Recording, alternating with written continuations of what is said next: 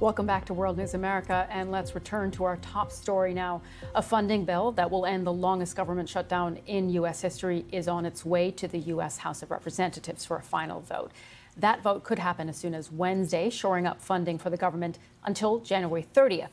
Now, the bill passed in a 60-40 vote late in the Senate on Monday, with 8 Democrats joining nearly all Republicans to approve it.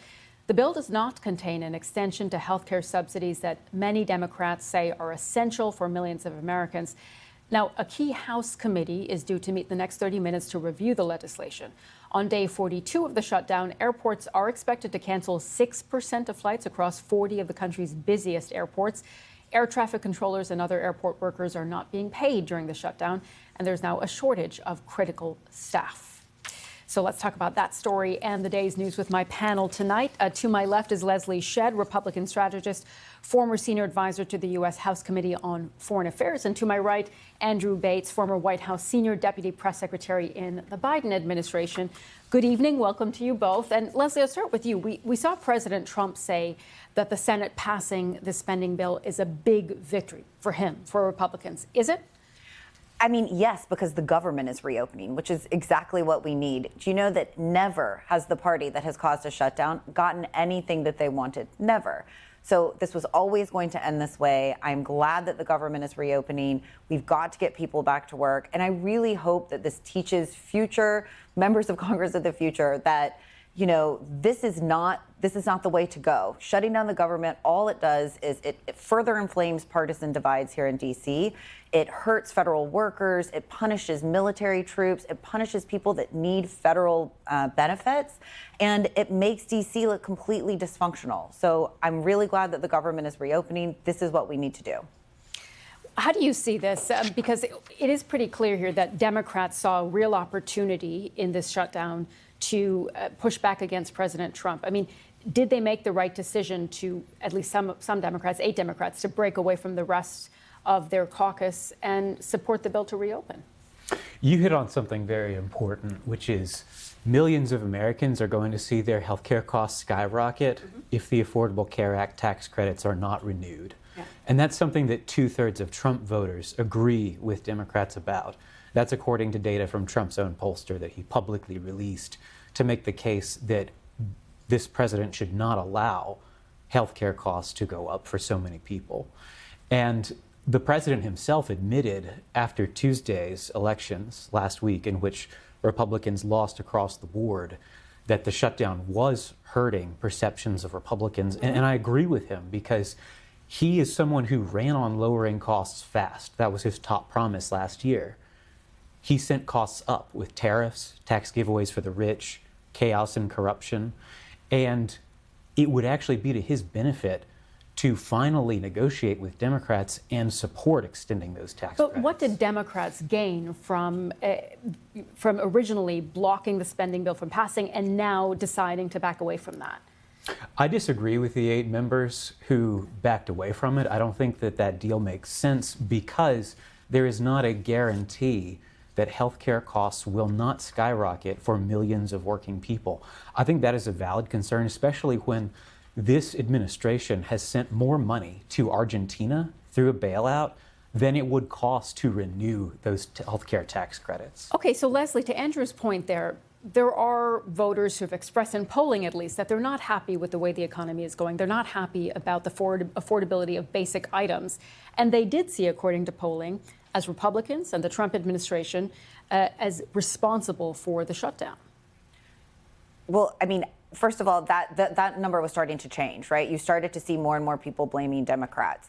I think that they got their vote. That is one thing that they did get out of this. They got a vote on this in the Senate. But I go back to, again, using the federal budget, holding the federal budget hostage in order to negotiate policy initiatives is not a good plan. It's bad for the economy, and you never get what you want. CBO estimates that there is $11 billion worth of economic activity that has been lost because of this shutdown. But Leslie, can I jump in there and ask you, in the previous administration, President Biden, there wasn't a shutdown because President Biden, former member of the Senate, of course, understood that you have to sit down and make concessions and negotiate to ensure that the government stays open. this president and these Republicans said, no way, it's our way or the highway. They were still in the process of negotiating the full year appropriations. This was supposed to be a short-term continuing resolution to allow them to have more time to continue those negotiations so they could come to a good deal. And they refused. Are Democrats now, do you think, in a difficult position to actually put Republicans on record on extending these health care subsidies? No, because now they have to go on record in 1 month. There will be a vote. Senator Thune But Republicans say they have a guaranteed. different health care plan that they're going to put forward. And they are not going to actually do that. If you look at their track record, they have voted to repeal the Affordable Care Act countless times. They have never put forward a viable alternative. And you mentioned something also that I think is relevant here, that Democrats offered to negotiate with Donald Trump about this for months. And he went on Fox News and he told congressional Republicans, do not even talk to Democrats. Yeah. Well, we will, of course, keep our eye on the domestic discussion around the shutdown and what happens in the coming hours. But I also wanted to talk to you both about a bit of foreign policy. So let's bring you up to date on what's been happening there, because the world's biggest warship, the USS Gerald R. Ford, has arrived in the Latin America region. And it comes as the U.S. continues to step up its regional military campaign against those that it says are drug traffickers. So far, the U.S. has killed at least 75 people in strikes on what it says, without evidence, are vessels carrying drugs in international waters. The Ford joins 8 other U.S. warships and a nuclear submarine already in the Caribbean. It's the biggest U.S. military buildup there in decades, and it comes as CNN and the London-based Times newspaper both report that the U.K. has suspended some intelligence sharing with the U.S. over these recent attacks on boats in the Caribbean and Pacific. A Department of War official told the BBC, quote, "We don't discuss intelligence matters," when asked for comment on this. So I wanted to talk to you both about this, and starting with you, Leslie.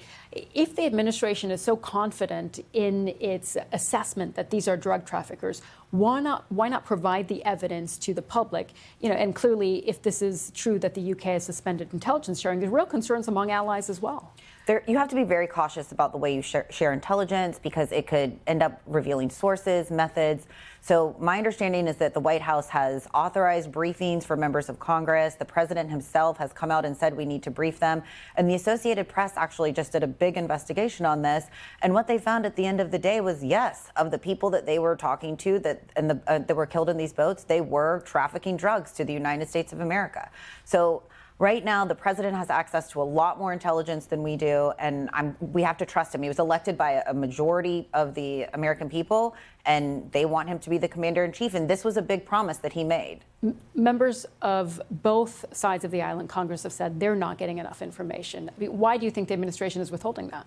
I don't think they're withholding it. I think they're providing the information that they need. Look, I worked in Congress, and I can tell you right now that while Congress is an important institution and you do want to try to make sure that they're given proper information for oversight, they're not necessarily notorious for keeping America's secrets secret all the time. I think the president needs to be cautious often about what he does share. He has provided as much information as he can. What do you think about that? We talked about how Trump broke his promise to lower costs. He also promised that he was not going to escalate these kinds of situations, that he was not going to get us into new conflicts. And to see him sending, as you say, the biggest warship in the world towards Venezuela, to me, that is another broken promise. He said that getting into wars needlessly was wrong as a candidate. I agree with that. I couldn't agree more. But right now, what we're seeing across the board is when he was running and he wanted to win voters' support, he was willing to say a lot of things, but actions matter more than words, and it's broken promise after broken promise. Higher costs, more chaos in the world, our rights not respected at home. It all puts people in danger. What, if anything, can Democrats who oppose these strikes do? I mean, they are calling for more transparency, but we haven't seen any additional information released. You hit on how there are Republicans in Congress who are also concerned. So I think it makes a lot of sense for Democrats and Republicans who do not want innocent people killed without enough diligence, and who do not want us to risk some new kind of military entanglement, to do what they can to use the purse strings and use oversight prerogatives. This is another good time to remember that Republicans in the House have oversight capabilities in the Senate as well. They're not investigating all kinds of scandalous corruption. They're not investigating this. This is an area where Democrats and Republicans who have concerns should work together and encourage that to happen. Leslie, just really quickly as we're running out of time, what about the argument Andrew just made there, which is President Trump promised not to involve America in more wars abroad, and yet we're seeing this massive buildup. I think he made 2 points that I want to comment on. First of all, yes, actions do speak louder than words. Every single president since Maduro has taken control in Venezuela, every single president has said he is illegitimate and that he poses a direct threat to the United States of America. The president is now finally doing something about it. President Trump's the first one to do that. The second thing to keep in mind is that the CDC estimated in 2023 that over 100,000 Americans died from drug overdose. If a terrorist entity came into the United States and murdered 100,000 people, you better bet that the president of the United States would take many steps as he possibly could to stop the flow of those terrorists from coming in here to kill us. Yeah, the fentanyl, of course, is not coming from Venezuela, but we don't have time, unfortunately, for that discussion. We'll have to continue it another day. But Leslie, Andrew, really interesting to get both of your perspectives on these stories tonight. Thank you so much for joining us. Thank you.